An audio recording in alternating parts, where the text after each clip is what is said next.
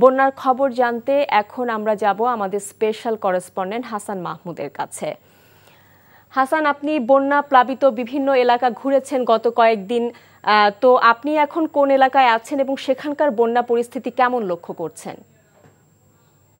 আমি আছি চাঁদপুরের শাহরাস্তি বিশাড়া ইউনিয়নে।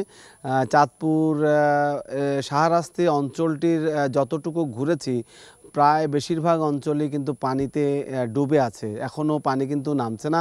আমরা যদিও একেবারে ডাকাতিয়া নদীর পাড়ে দাঁড়িয়ে আছি এবং ডাকাতিয়া নদী থেকে হয়তো বা 100 ফিটের মধ্যে আমি আছি এবং এই বাড়িগুলোও তাই। এবং এই বাড়িগুলোর যদি চিত্র দেখেন তাহলে এই পানিটা কিন্তু নেমে যাওয়ার পর, অর্থাৎ গত 3 দিনে যে পরিমাণ পানি নেমেছে তারপরে হচ্ছে তাদের এই চিত্র, এবং বাড়ি থেকে বের হওয়ার জন্য ভেলা কিংবা নৌকা ছাড়া কোনো উপায় আপাতত নেই।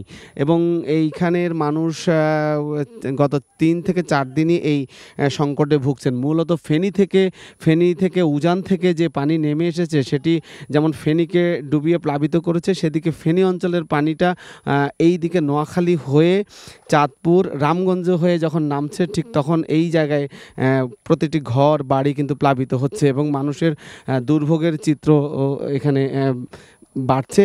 এবং পানিবাহিত রোগ যেটি বলছিলাম, আসলে মূলত এখন যে সংকটটি হচ্ছে সেটি হচ্ছে বিশুদ্ধ খাবার পানি এবং পানিবাহিত রোগের কারণে কিন্তু এখানে দেখা যাচ্ছে যে শিশু কিশোর যারা রয়েছে তাদের কিন্তু এক ধরনের সমস্যা দেখা দিচ্ছে, বিশেষ করে চর্মরোগ এবং ডায়রিয়ার প্রাদুর্ভাবটা বেশি।